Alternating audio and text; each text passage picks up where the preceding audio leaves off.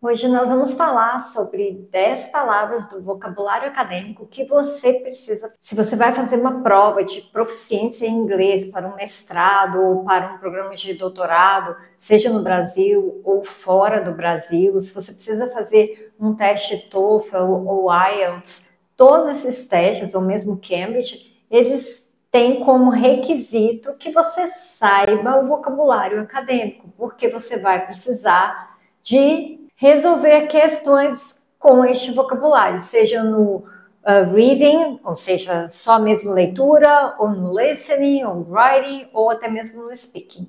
Então vamos lá ver essas 10 palavras essenciais no seu glossário, no seu caderninho para você estudar. Então a primeira delas é ative. Eu coloquei aqui tradução no português, ou às vezes eu coloquei um sinônimo para você melhorar aí também, né, aumentar sua quantidade de palavras. E eu coloquei em inglês, né, o exemplo, e também em português. Então, aqui a gente está vendo, às vezes, um exemplo mais técnico, outro exemplo mais usual do dia a dia. Então, Tony achieved his goal of becoming a doctor. Lembrando que achieve pode ser realizar, alcançar, atingir um objetivo. Então, Tony atingiu o seu objetivo de se tornar médico. Achieved. Então, ele atingiu. There are many things I'd like to achieve in life. Então, muitas coisas que eu quero alcançar na vida. Achieve in life. Tá vendo que a gente tem aqui acompanhado a preposição na palavra, no verbo achieve. E um outro verbo que a gente tem aqui é reach. Reach também, gente, tem o mesmo sentido, às vezes, de ative. Eles são sinônimos em muitos exemplos, em muitas situações. Então, have you reached the home? Faltou aqui, não tem o já aqui na pergunta, né? Yet. Vamos colocar um yet. Já chegou em casa? Ou você já chegou em casa? Então, reach home, alcançar, chegar. Chegar até certo ponto. Pode ser também, no exemplo, quando você chegar, quando você alcançar aquela cidade, reach, e aí falando da cidade, então eu coloquei get to, arrive at, ou get, simplesmente get, no sentido de alcançar algum objeto para pegar esse objeto. I can't reach the box on the top shelf. Então, não consigo alcançar a caixa na prateleira de cima, do alto, né? A última prateleira.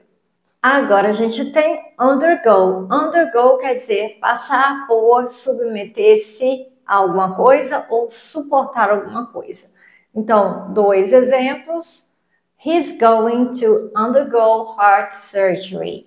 Ele vai ser submetido a uma cirurgia de coração. During pregnancy, women undergo a lot of mood changes. Durante a gravidez, as mulheres sofrem muitas alterações de humor. Então, um exemplo assim mais técnico, né? Ser submetido a. E um exemplo, suportar, sofrer, passar por. A gente também pode colocar aqui, ó. As mulheres passam por muitas alterações de humor. A próxima palavra que nós temos é notwithstanding, que é um advérbio. É a mesma coisa de despite ou in spite of, apesar de, a despeito de. Injuries notwithstanding, he's doing well. Muito formal, tá, gente? Por isso que a gente fala que é vocabulário acadêmico. O vocabulário acadêmico, ele tem essa característica da formalidade. Então, não adianta alguém vir aqui e comentar nessa videoaula que eu estou ensinando palavras que ela nunca vê. Depende. Se você está conversando numa situação muito formal, ou lendo um texto acadêmico, ou assistindo um pronunciamento formal do presidente, de alguma autoridade, você vai ver essas palavras sim.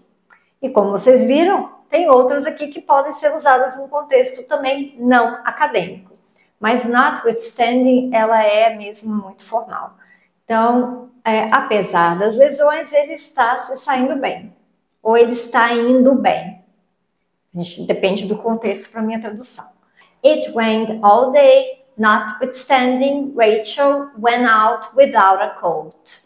Então, apesar de ter chovido o dia todo, Ficaria também assim, choveu o dia todo. Apesar disso, a gente colocar no formato, né, que está seguindo aí a frase, Rachel saiu sem casaco. Todas as duas traduções, a gente tem uma que fica mais próxima à forma do texto, na estrutura, e outra mais livre. Agora, a nossa quinta palavra é straightforward, que é um adjetivo, significa franco, direto. The mayor made a straightforward statement. O prefeito fez uma declaração direta, franca, né? Muito direta. The methodology used in this study is straightforward. A metodologia usada neste estudo vai direto ao ponto. Então, algo que é muito direto, que vai sem rodeios. Straightforward. E se você gostou, chegou até aqui, eu te convido para olhar a minha descrição aqui do vídeo, onde eu ofereço para você a minha mentoria para te preparar para o seu exame TOEFL ou IELTS em tempo real pelo Zoom. De longo alcance, there is a widespread belief that coffee is harmful. Existe uma crença generalizada de que o café é prejudicial. Então, aqui generalizada, eu não gosto muito assim de colocar generalizada, é uma tradução que a gente vê mais. Vamos colocar difundida. Existe uma crença difundida de que o café é prejudicial. Widespread flooding occurred after the heavy rainfall last week. Então, widespread flooding, que é a inundação. Então, as extensas inundações, widespread, viu? Extenso. Uma coisa que foi ampla, né? Que alcançou mais um território mais amplo, ocorreram após as fortes chuvas da semana passada. Aqui, no primeiro, a gente tem widespread no sentido mais assim, figurado, algo que foi mais difundido, tá? Então, ele tem um longo alcance, mas no sentido de difusão. E o outro de realmente territorial. Likewise, da mesma forma, da mesma maneira ou também. The use of renewable energy has been shown to reduce carbon emissions. Likewise, advancements in energy storage technologies are contributing to a more sustainable future. Está provado que a utilização de energias renováveis reduz as emissões de carbono. Vamos colocar de uma forma assim, mais com cara de português. Se a gente seguir cada palavra e for fazendo a tradução literal, ou seja, pé da letra, vai ficar uma tradução esquisita. Então, eu te aconselho, se você estiver se preparando para fazer uma prova de proficiência em inglês para um mestrado ou doutorado, tiver de transcrever suas respostas em português, organiza de uma forma que fique num bom português, né? Bonitinho.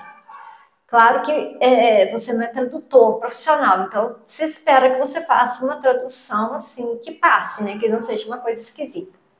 Do mesmo modo, olha, likewise, os avanços nas tecnologias de armazenamento de energia estão contribuindo para um futuro mais sustentável. Agora a gente vai ver um outro uso, outro exemplo de uma forma mais assim informal. Como eu disse, alguns podem ser usados informalmente também. Likewise está sendo muito usado como também, como se eu estivesse falando me too. Por exemplo, I love that singer. Oh, likewise, quer dizer, me too. I said nice to meet you, and he responded likewise.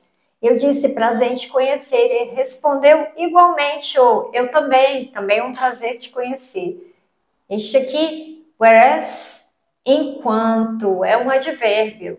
She prefers classical music, whereas he enjoys jazz. Então, mais assim, informalmente falando, ela prefere música clássica, enquanto ele gosta de jazz.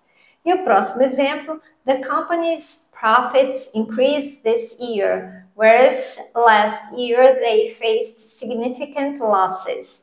Gente, eu tenho até assim, um pouco de desconfiança se a minha pronúncia dessa palavra está correta, porque eu chequei no dicionário, ouvi, mas assim, não é uma palavra que eu escuto com frequência. Aliás, eu acho que eu não escuto ninguém falando assim, a gente só usa while. Então, aqui é a mesma coisa de falar while, que é o que a gente usa mais para a conversação, ok? Então, while é a mesma coisa. Tá vendo? Ela prefere música clássica enquanto. Então, esse aqui é bem formal, é bem de texto mesmo. Então, esse próximo, a gente tem a tradução: os lucros da empresa aumentaram este ano, enquanto que no ano passado eles enfrentaram perdas significativas.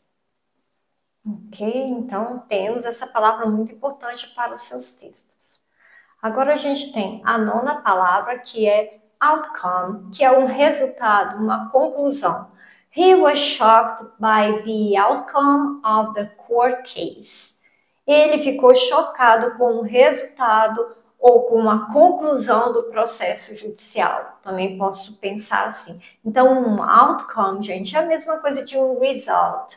Mas a gente vai ver nos textos acadêmicos o uso muito maior de outcome do que result. E também no dia a dia eu ouço as pessoas falando outcome como resultado ou conclusão de alguma coisa. The outcome of the study supports the initial hypothesis. O resultado deste estudo apoia ou fundamenta a hipótese inicial. E agora vamos ver a nossa última palavra, que é o adjetivo, acabei não colocando, reliable, confiável. The test results were found to be reliable over multiple trials. Os resultados do teste foram considerados confiáveis em várias tentativas ou em várias testagens, que os trials vem da palavra try, que é tentar. Então, aí a gente tem a nossa décima palavra, reliable.